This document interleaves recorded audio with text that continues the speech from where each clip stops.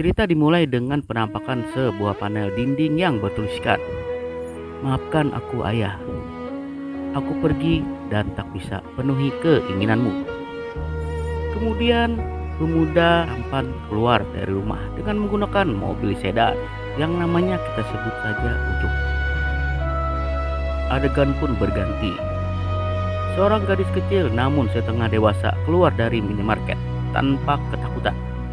Gadis ini kita sebut saja namanya Arsya.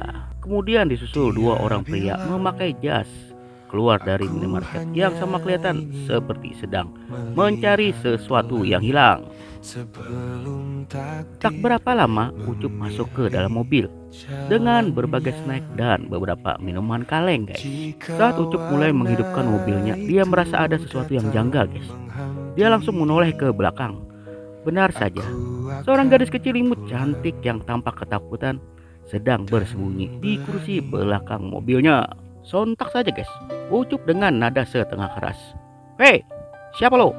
Ngapain di dalam mobil gua?" Kemudian gadis kecil itu berkata, "Maaf, aku numpang sebentar ya. Jalan aja dulu, nanti aku jelasin." Ucup pun menjawab, "Nggak bisa, lu nyuri ya? Turun, gua nggak mau nolongin lo." Terus gadis itu ngomong lagi, guys, "Please," katanya, "aku bukan pencuri." Dengan mata yang berkaca-kaca, guys, seakan mau nangis gitu. Nah, guys, di sini Ucup yang tadinya kesel melihat kesedihan yang tampak di wajah gadis itu, tiba-tiba hatinya jadi luluh, guys. Ya mungkin sifat manusianya keluar gitu. Ucup pun berkata, oke, gue jalan, tapi nanti lo turun ya. Dan kalau gue tahu lo benar pencuri, gue akan antar lo ke kantor polisi, kata si Ucup. Kemudian mobil pun jalan, guys, meninggalkan tempat parkiran di minimarket.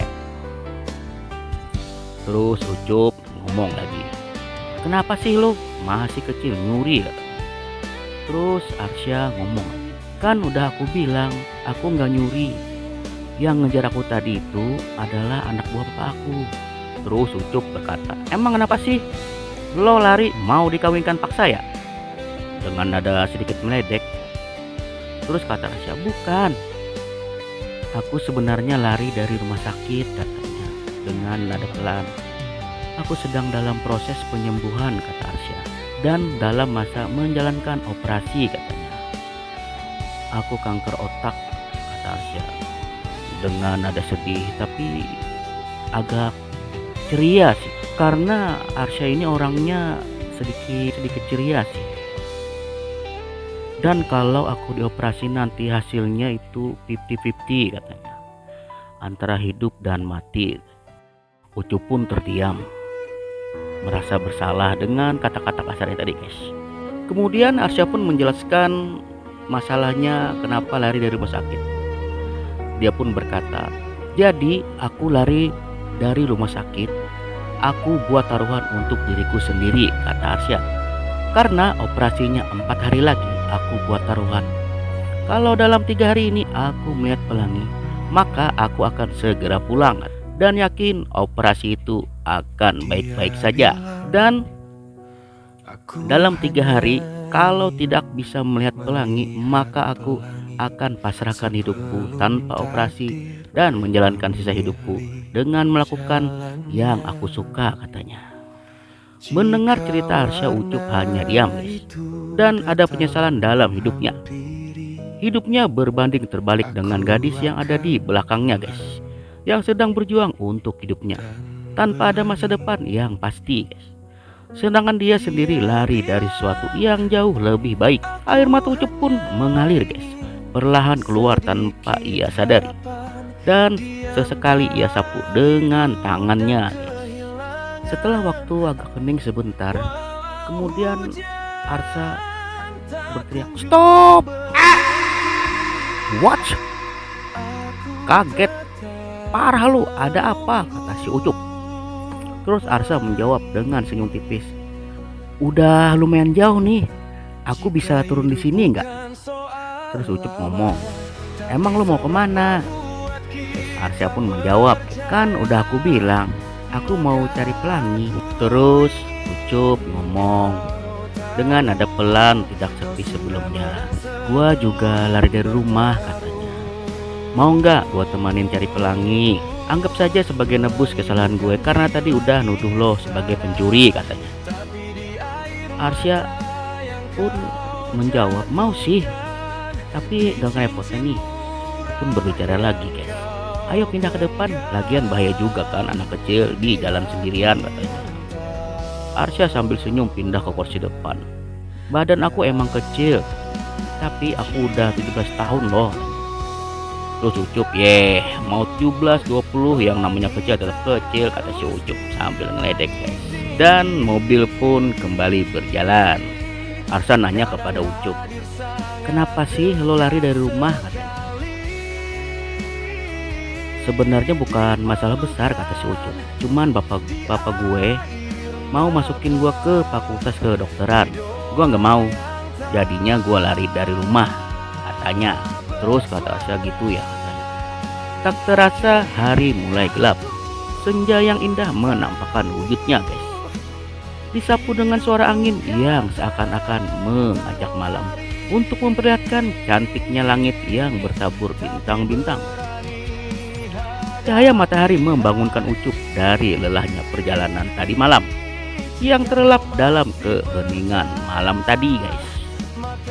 Hari ini hari pertama Arsya menatap indahnya matahari terbit setelah kabur dari rumah sakit. Harapan jelas terlukis di matanya. Ada pelangi hari ini. Namun harapan itu seperti hilang, menguap seiring panasnya matahari yang menyinari bumi di siang hari ini guys. Namun Arsya adalah gadis yang ceria. Kalau pelangi tidak ada hari ini, mungkin aku bisa temukan esok hari, gumamnya. Tanpa terasa 2 hari sudah berlalu guys. Ucup dan Arsya belum juga menemukan pelangi. Arsya berkata, hari mulai senja katanya. Untuk hari ini mungkin tak akan ada. Esok hari terakhir, dan jika seharian esok kita tak dapat melihat pelangi, tolong antar aku pulang katanya kepada Ucup. Dan Ucup pun menjawab guys, masih ada waktu, jangan lemah dulu ya. Ayo kita isi minyak dulu kata si Ucup. Sekalian mau beli cemilan buat kita malam ini katanya. Tak lama mobil Ucup memasuki pom minyak. Setelah selesai mengisi minyak, Ucup lanjut masuk ke minimarket yang ada di tempat tersebut. Arsya hanya menunggu di dalam mobil guys. Tak lama Ucup datang dengan sekantong cemilan di tangannya. Ucup mengajak Arsya makan. Ayo kita cari tempat untuk malam ini. Atau kalau kamu mau, kita di sini aja malam ini. Sambil menunjuk area kosong di daerah pom minyak tersebut guys. Arsya pun menjawab guys, aku ikut aja. Aku kan cuma nebeng katanya sambil senyum lebar. Ucup pun membalas, oke lah, kita di sini aja lebih aman. Kayaknya lagian pom ini buka 24 jam katanya. Jadi kita bisa lebih tenang, ucap si Ucup. Ucup pun mulai membuka snack yang ia beli tadi dan diberikannya kepada Arsya guys. Kemudian ia membuka satu lagi untuk dirinya. Mereka mulai ngemil sambil ngobrol santai, sesekali tertawa bersama. Tak berapa lama ngemil, Ucup dapat satu hadiah dari snack yang ia makan. Setelah ia lihat, ternyata sebuah cincin permata yang terbuat dari plastik guys. Ia pun tertawa dan memberikan cincin tersebut kepada Arsya guys. Arsya juga tertawa sambil memasang cincin itu ke jari manisnya. Malam pun larut dan perlahan pergi bersama kebahagiaan mereka berdua. Ucup tertidur di kursi depan sedangkan Arsya tertidur di kursi belakang sama seperti malam-malam sebelumnya. Keesokan harinya sebelum matahari muncul, mereka sudah meninggalkan tempat mereka bermalam di pom bensin tersebut dan melanjutkan perjalanan. Tak seperti biasanya, Arsya yang biasanya bangun lebih dulu kini masih saja tidur. Dan Ucup sengaja tak membangunkannya guys, karena takut Arsya kelelahan. Tiba di daerah perbukitan, Ucup menghentikan mobil untuk melihat pemandangan yang indah. Arsya belum juga bangun. Merasa ada yang tidak beres, buru-buru Ucup lari ke belakang mobil dan membuka pintu belakang. Dengan rasa gelisah dan hati-hati, ia mulai membangunkan Arsya. Arsya hanya membuka matanya sedikit dan suaranya sangat pelan. Badannya sangat lemah, mukanya sangat pucat dan cairan merah keluar dari hidungnya. Ucup kaget bukan kepalang. Keringat dingin tak henti-hentinya membasahi mukanya. Ucup hanya bisa berkata, "Arsya, kamu kenapa? Kamu kenapa?" katanya. Dalam kebingungan, kegelisahan, dan ketakutan tak terasa air mata keluar dari matanya. Dia menangis, hatinya terasa sakit. Dalam benaknya timbul rasa bersalah dan penyesalan. Dia berpikir, seandainya aku ini dokter, mungkin aku tak akan sekacau ini. Mungkin aku bisa membantu orang lain. Dan dalam hatinya guys, setelah selesai mengantarkan Arsya, ia akan kembali balik ke rumah dan bersedia mengikuti kemauan ayahnya untuk masuk Universitas Kedokteran.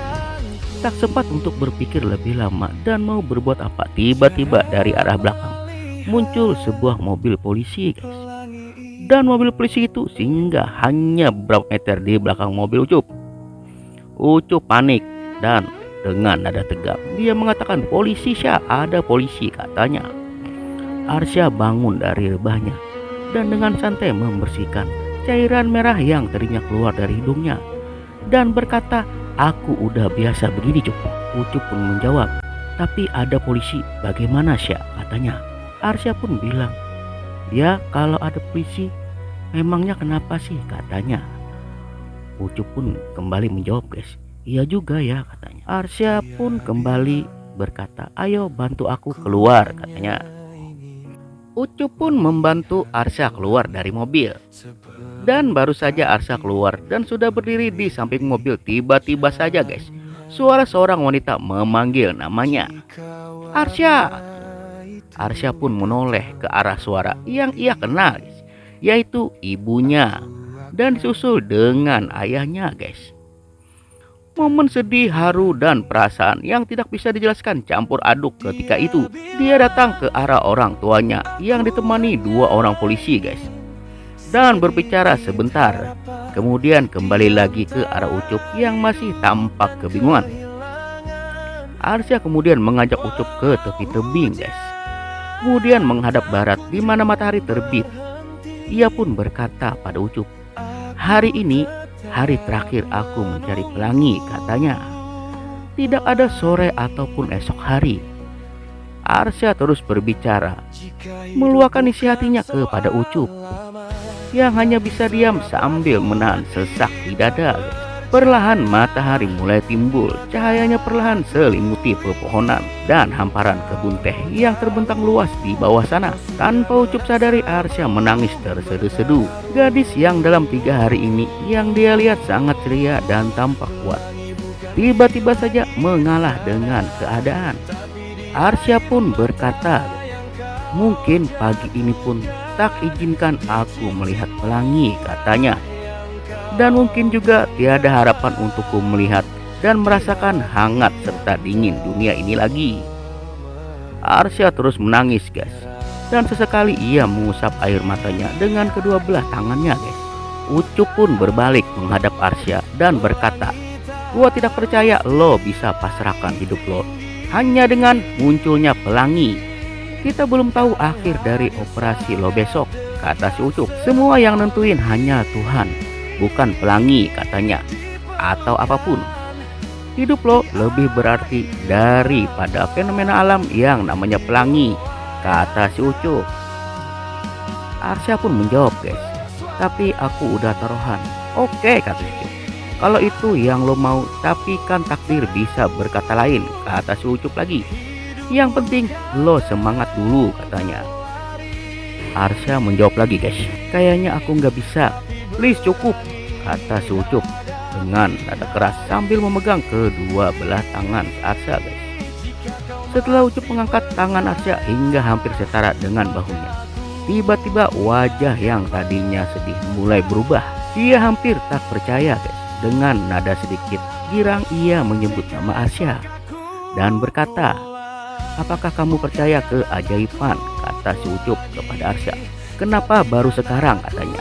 Coba lo lihat, pelangi yang beberapa hari ini kita cari ternyata sudah ikut kita selama ini. Arsya pun menjawab dengan nada yang lemah. Kamu nggak usah menghibur aku, katanya. Ucup kembali berkata, gua nggak menghibur lo. Coba lo lihat cincin ini. Ini kan cincin hadiah snack yang gua kasih ke lo malam itu, kata si Ucup. Arsya pun menjawab, ah iya, sambil menangis, tapi tangisan ini penuh dengan kebahagiaan. Di cincin permata yang terbuat dari plastik itu membiaskan warna pelangi karena bekas air mata Arsya, guys, yang kemudian disinar matahari yang membuatnya mengeluarkan warna-warni pelangi. Arsya pun bahagia dan langsung memeluk Ucup, guys. Kemudian berlari ke arah ayah dan ibunya. Ucup juga didekati oleh polisi yang tadi juga ternyata mencari dirinya atas laporan ayahnya tentang orang hilang, guys. Dengan kesepakatan dan izin orang tua Ucup boleh pulang sendiri karena telepon Pak Polisi, Ucup berjanji pada ayahnya akan masuk Universitas Kedokteran.